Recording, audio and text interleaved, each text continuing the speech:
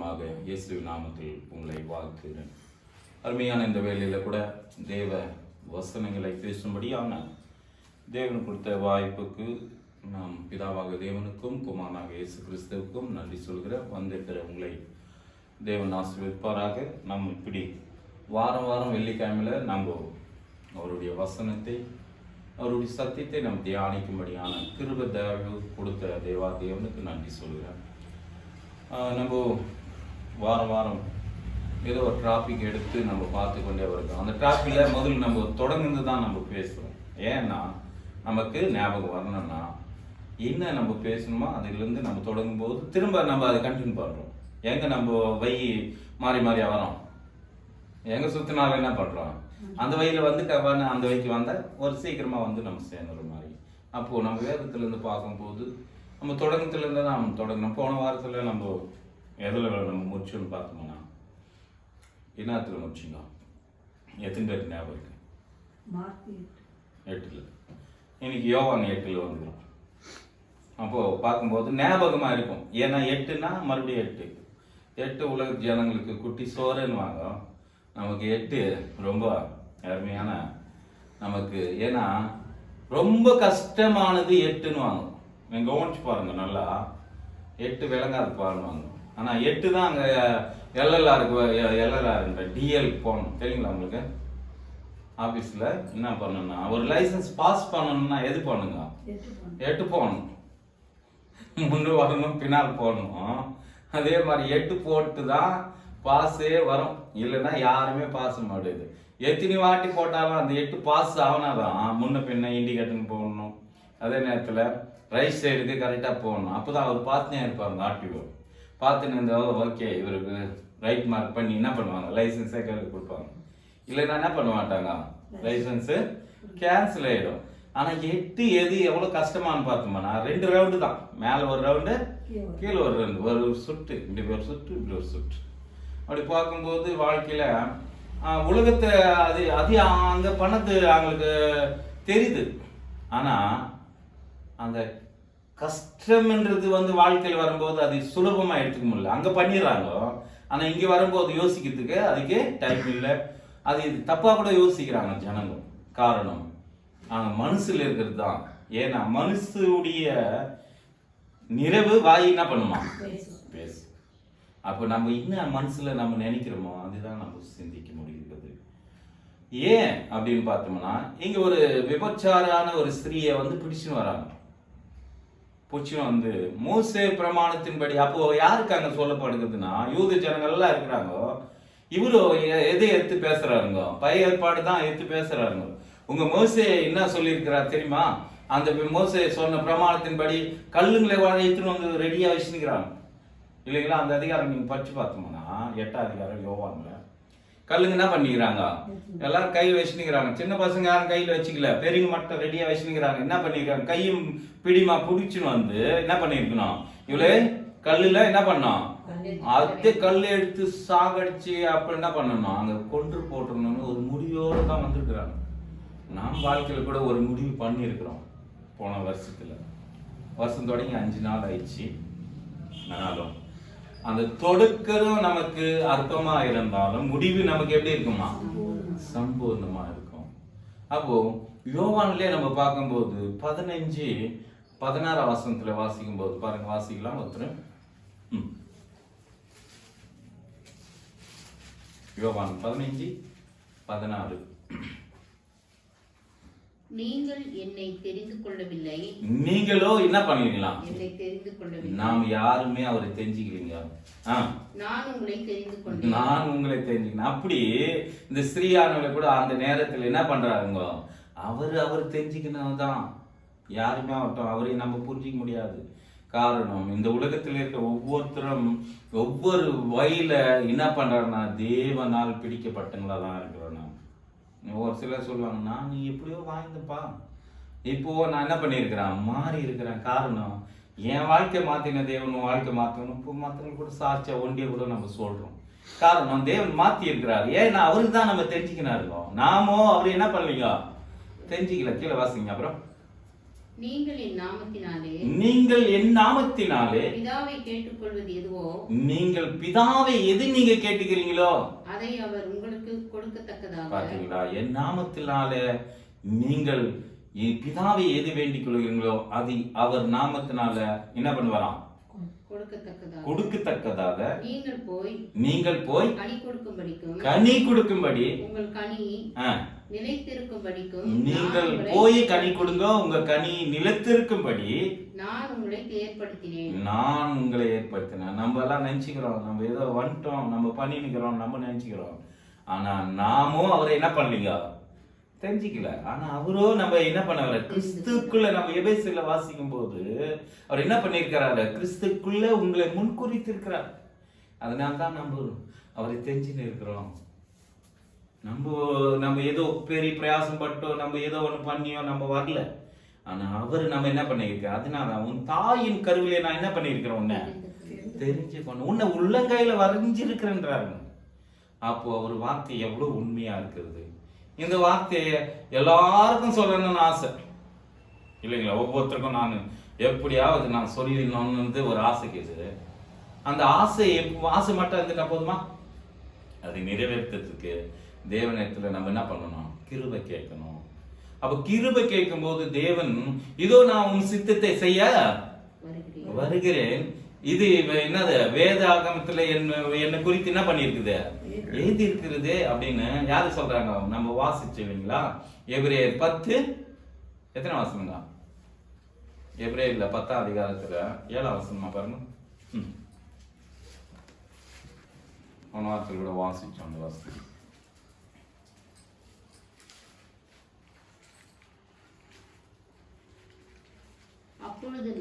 அப்போது நான் தேவனே உம்முடைய சித்தத்தின்படி செய்ய இதோ வருகிறேன். பாருங்க, உமது சித்தத்தின்படி செய்ய இதோ நான் வருகிறேன். புஸ்தக சுருளில் என்னை குறித்து என்ன பண்ணிருக்குது, எழுதியிருக்கிறது சொன்னேன் என்றார். பாருங்க, நம்மை குறித்து கூட என்ன பண்ணிருக்க, அவரோ நம்மை முன் குறித்தாரு.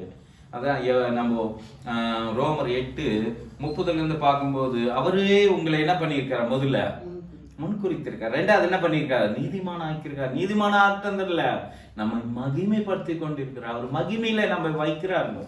அதுதான் நம்ம எபேசியர்ல பார்க்கும்போது கூட 1:3 வாசிக்கும் போது அவர் நம்ம எங்க வச்சிருக்கிறாராம், உன்னதங்களை அவர் உங்களை ஆசீர்வதித்து எங்க வச்சிருக்கிறாரு, உன்னதங்களை வச்சிருக்கா. அப்போ நம்மை உன்னதங்களை வைக்கணும்னா நம்மை ஆசீர்வதித்திருக்கிறார் என்று நீ விசுவசிக்கணும். உன் மனசுக்குள்ள நீ அதை ஒரு என்ன பண்ணணும்னா நினைக்க வேண்டியதா இருக்குது. ஏதோ தேவன் என்னை ஆசீர்வதிக்கிறாரு, ஏதோ நான் வாயிறேன், அப்படி இல்லைங்க வாழ்க்கையெல்லாம். உன் மனசுல ஒரு உறுதி. அங்க நினைச்சாங்க அந்த 12 பேர்ல அந்த 10 பேரு துர்ச்செய்தியை கொண்டு வந்தாங்க. ஆனா அந்த 2 பேரு மட்டும் அவங்க மனசுக்குள்ள எப்படி மனுச்சு. அப்போ நாம் முடிவு பண்ண வேண்டியதா இருக்கிறது. கிறிஸ்து கூட பிதாவாக தேவன் குமாரனை அனுப்பத்துக்காக முதலே ஆயத்தம் பண்ணி வச்சாங்களாம். ஒரு சரீரத்தை அவருக்கு கொடுக்கணும்னு என்ன பண்றாங்க, பிலிப்பில நம்ம பார்க்க முடியும். அப்போ அவர் முதலே ஆயத்தம் பண்ணி தான் என்ன பண்றாருங்க, எல்லாமே செய்யறாங்க. நீங்க கூட உங்க மனசுல, நான் போன வருஷத்துல சொன்னதான், இப்ப கூட நாம் எதை தொடங்கினாலும் அவர் நாமத்துக்கென்று நம்ம தொடங்கணும், அவருக்கென்று நம்ம வாழணும். நாம் வாழ்வதே அவருக்காக தான் இல்லைங்களா? அப்போ அவருக்காக நீ வாழும் போது அவர் செய்த வேலை யார் செய்யறோம், நாமும் செய்யறோம். ஏன்னா அவர் நம்மை முன்குறித்திருக்கிறாரு, அவர் நம்மை தெரிந்து கொண்டிருக்கிறாரு. தெரிந்து கொண்டது மட்டுமல்ல, அவரை நம்மை என்ன பண்றாருங்களா, மகிமை. ஒருவன் எனக்கு ஊழியம் பண்ணினால் அப்படின்னு இருந்தோம். அப்போ அவருக்காக நம்ம ஊழியம் பண்ணும்போது, காலையில ஒரு சின்ன எக்ஸாம்பிள் தான் நடந்துச்சு. ஒருத்தர் போயினே இருக்கிறான், ஒரு எங்க போறாரு. நான் பொதுவாக அப்படியெல்லாம் நான் செஞ்சது இல்லை என் வாழ்க்கையில. ஆனா அதை பத்தி நான் இப்போ பெருமை அடைகிறேன், அதே நேரத்தில் தேவனுக்கு மகிமை செலுத்துறேன். நான் பெருமை மட்டும் என் மனசுக்குள்ள பெருமை என்ன, எதுக்காக நான் சொல்றேன்னா, அவர் வேலை செய்யறதுல எனக்கு பெருமை தானுங்க. அப்படி பெருமை அடைகிறேன்னா அதுக்காக அவரும் மகிமைப்படுறாரு. அதுல ஒருவன் என்னில் நிலைத்திருந்தா நான் அவனை நிலைத்திருப்பேன். என் வார்த்தையில நீங்க நிலைத்திருக்கும் போது எனக்கு என்ன பண்றீங்க, நீங்க சீசரா இருக்கிறீங்க, அதே நேரத்துல நீங்கள் அதிகமா கனி கொடுக்குறீங்கன்னு சொன்ன மாதிரி. அப்போ நான் காலையில் போயினே இருக்கும்போது அவர் என்ன பண்ணிக்கிறார் தெரியுங்களா, கையில ஒரு கவருக்குள்ள ஒரு வேப்பலை, என்னது வேப்ப இலை, என்ன அப்படின்னு கேட்டேன். இது மாதிரி நான் சாதாரணமாக நான் இப்போ எல்லாம் கொஞ்சம் மாறிச்சு லைஃப். எப்படி மாறிச்சுன்னா, அவர் எனக்குள்ள வந்தார், பெரிய ஆண்டவர் வந்தா சின்ன சின்ன அற்புதம் நடக்காதும் பெரிய பெரிய அற்புதமே நடக்கும். அது சும்மாவே விட மாட்டார். ஏன்னா தேவன் அப்படிதான் நடத்துறாருன்றது நான் புரிஞ்சுக்கலாம். அப்படி இருக்கும்போது அப்போ என்ன சொல்றாருன்னா, அவரை கூப்பிடுன்றாருங்க என் மனசுக்குள்ள இருந்து தான். அப்போ நான் சும்மா போறது என்ன, யாரோ உலகத்தில் சொல்லுவாங்க, சும்மா ரோட்ல போகிறது எடுத்து என்ன பண்ணுவாங்க, இது விட்டுக்குன்னு என்ன பண்ணுவாங்க, இது கொடாய் தான் கொடாயம். ஆனா அந்த கொடாயத்துல கூட ஒரு பெரிய அதிசயம் அற்புதம் நடக்கும். அப்போ அவர் போய் நிற்கிறார், கூப்பிட்டேன், வண்டியில உட்கார வச்சுட்டு என்ன என்னத்தை கூப்பிடுறேன், நான் நந்தே வந்துடுறேன் அப்படின்னு. இல்லை நீ எங்க போற சொல்லு அப்படின்னு. வாங்க போகலாம் அப்படின்னு. சரி வண்டியில் உட்காந்துருந்தேன். அவர் கதை ஸ்டோரி எல்லாத்தையும் நேற்று தினத்தில் பார்க்கும்போது ஒரு ஒரு பெரிய காட்சி பார்த்தேன். ஒரு சாமி எனக்கு தம்பிட்டாரு. அந்த சாமி தம்பிட்ட உடனே எனக்கு பயம் வந்துச்சுன்றாங்க. சாமியை பார்த்தா யாருன்னா பயப்படுவாங்களா? நீங்களே சொல்லுங்க நியாயமா? சாமியை பார்த்தா என்ன பண்ணணும், காப்பாற்றணும், இல்லை கட்டிக்கு என்ன பயம் கொடுக்குதா சாமி அப்படின்னு அவருக்கு நிதானமாக சொல்லணும். இப்போ சத்தியம் சொல்லணும்னா என்ன பண்ணணும், நிதானமாக சரி எல்லாம் நீ சொல்றியா நான் சொல்லிட்டாங்க, இல்லை நீயே பேசு அப்படின்றது. சரி நானே பேசுறேன் அப்படின்ட்டு நானே சொல்லுங்க. அந்த சாமி பார்த்தா யாரும் பயப்பட மாட்டாங்களே, நீ ஏன் பயந்த அப்படின்னு கேட்டேன் ஃபர்ஸ்ட். இல்லை என்ன தெரியல பயந்துட்டான் அப்படின்னா. எப்படி இருந்துச்சுன்னு கேட்டான். ரெண்டாவது அவர் கேள்வி எப்படி இருந்துச்சுன்னா, இப்படி ஒரு அப்படி இருந்துச்சு எனக்கு புரியல அப்படின்றாரு. சரி புரியலன்னா போட்டோம். எத்தனை இது இருந்துச்சு அப்படின்னு கேட்டான். நான் கும்பிட்றது 4 கடவுள்ன்றாரு. சரி 4 கடவுள் தான் கும்பிட்ற, பரவாயில்ல.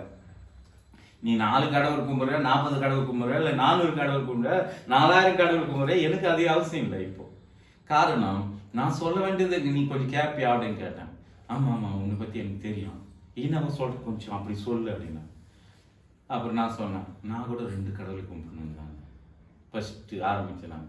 ஏன்னா அவங்க வயலில் போய் தானே என்ன பண்ணணும், அவங்களுக்கு சத்தியம் சொல்லணும். காரணம் ஏன் வாழ்க்கையில தேவன் செஞ்ச நன்மை சொல்லணும்னா அதுதான் பெரிய தேவன் செய்த நன்மை. அப்ப நான் சொன்னேன், இது மாதிரி நான் கூட ஒரு சாய்பாபா கும்பிட்டு வந்தவன் தான், நான் கூட ஒரு இந்து கோயில்ல ஒரு என்னது அம்மனை கும்பிட்டு இருந்தவன் தான் நான் கூட அப்படின்னு சொன்னேன். அப்போ ஆமாவா பரவாயில்லையே, அப்போ உனக்கு எல்லாமே கும்பிட்டு இருக்கிற, இப்ப எப்படி நீ மாற்ற அப்படின்னு கேட்கறாருங்க. உடனே நீ கிறிஸ்துவல்லா அப்படின்றாருங்க. உடனே என்னது நீ எப்படியாப்பட்டவரா, கிறிஸ்துவல்ல அப்படின்னு. நான் ஒரு ரப்ப இப்போ கிறிஸ்துவன், அதுக்கு முன்ன நான் எப்படியாப்பட்டவனா இந்துல இருந்து தான் நான் மாறினேன். எப்படி நீ மாறிட்ட அப்படின்னு கேட்டாருங்க. உடனே ஆமா 1 இல்லை 2 கும்பிட்டேன், அந்த 2 ஒன்னா ஆக்கினேன். எனக்குள்ள ஒரு நம்பிக்கை என்ன தெரியுங்களா, நான் எது செஞ்சாலும் 1 கும்பிடணும்னு என் ஆசை அப்படின்னு. அந்த ஒன்னான மெய்யான தேவனு இப்போ உனக்கு நான் சொல்றேன், நீ நம்புறியான்னு கேட்டேன்.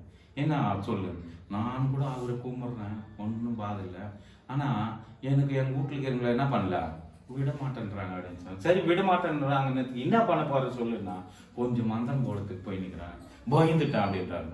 நீ பயந்துட்டன்ற கடவுள் என்ன உன்னை காப்பாற்றணும் இல்லைங்களா, உண்மையான தானே. கடவுள் என்ன பண்ண உன்னை காப்பாற்றணும்.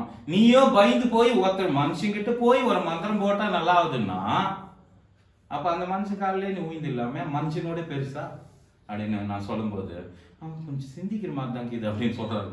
சிந்திக்கிற மாதிரின்ட்டு அப்புறம் சரி நீ ஏதோ பண்ணதுக்கு போற, சரி பண்ணு பரவாயில்ல அப்படின்னா. சரி இப்போ நான் என்னதான் பண்ணட்டுன்னு அவர் வாயிலே வந்துச்சுங்க லாஸ்ட்ல. என்னத நான் என்னதான் பண்ணிட்டேன்னு சொல்லு. எங்க வீட்டுல இருக்கிறவங்களோ விட மாட்டேன்றாங்க, நானும் இப்படி இருக்கிறேன், நான் என்ன பண்ணா நான் கரெக்ட் ஆகும். நீ முதலாக இயேசு கிறிஸ்துவை ஏத்துக்கோ. எங்க வசனம் கீதுங்களா அந்த வசனம்? அப்போஸ்தலர் 16:31. முதலாக நீ ஆண்டவராக இயேசு கிறிஸ்துவை நீ விசுவசி, அப்போது உன் குடும்பத்தார் யாருங்க பாருங்க வாசிங்க.